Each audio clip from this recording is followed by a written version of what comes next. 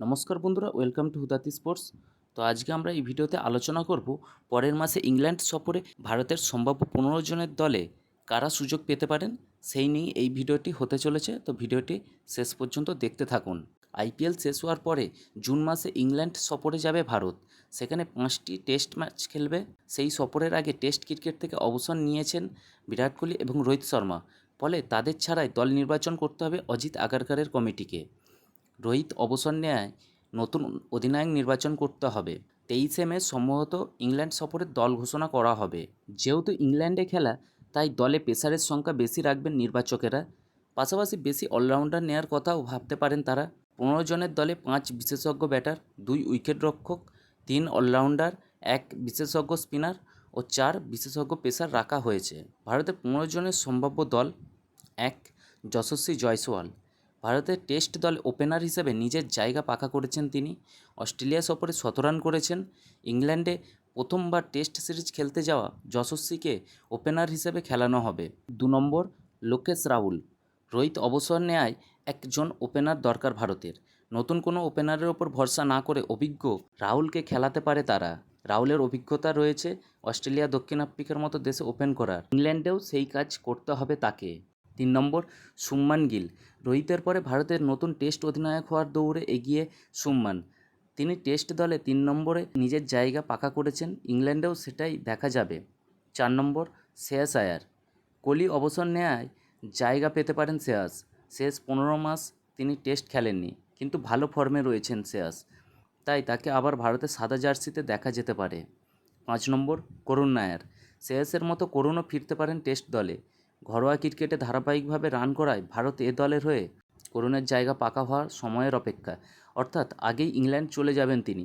সেখান থেকে সিনিয়রদের দলে নেওয়া হতে পারে তাকে। 6 নম্বর ঋষভ পান্ত। টেস্টে ভারতের প্রথম পছন্দের উইকেটরক্ষক। গত ইংল্যান্ড সিরিজেও ভালো খেলেছিলেন পান্ত। আইপিএলে ছন্দে না থাকলেও পন্তের ওপরেই ভরসা রাখবেন নির্বাচকেরা। 7 নম্বর ধ্রুব জুরেল। গত কয়েকটি সিরিজে ভারতের দ্বিতীয় পছন্দের উইকেটরক্ষক জুরেল। তিনিও করুণের মতোই ভারত এ দলের হয়ে আগে ইংল্যান্ডে যাবেন। 8 নম্বর নীতিশ কুমার রেড্ডি।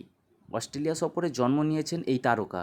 ভারতের টেস্ট জার্সিতে তিনি একমাত্র পেস বোলার অলরাউন্ডার, অর্থাৎ হার্দিক পান্ডের জায়গা ভরাট করার দায়িত্ব থাকবে তার কাঁধে। 9 নম্বর রবীন্দ্র জাদেজা। রবিচন্দ্রন অশ্বিন অবসর নিলেও জাদেজা এখনও খেলছেন।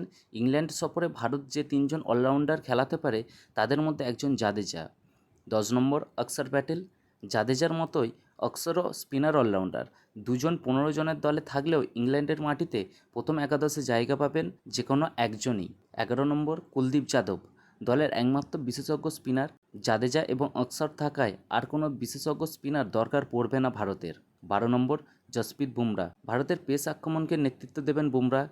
ইংল্যান্ডের দলে মোহাম্মদ শামির সুযোগ পাওয়ার সম্ভাবনা নেই বললেই চলে, তাই বুমরার বাড়তি দায়িত্ব থাকবে।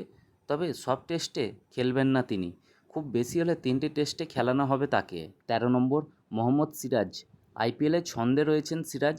শামি না খেললে বুমরার সঙ্গে তাকেই দায়িত্ব সামলাতে হবে।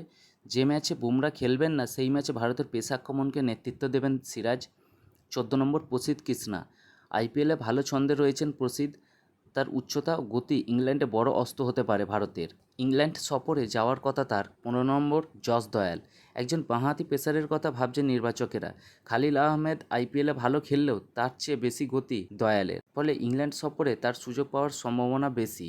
অন্যদিকে অর্শদীপ সিং যদি টেস্ট দলে সুযোগ পান, সেক্ষেত্রে অবাক হওয়ার কিছু থাকবে না, কারণ তিনি ভারতীয় টি-20 দলের নিয়মিত সদস্য এবং ওডিআইতেও বেশ কিছু ম্যাচ খেলেছেন।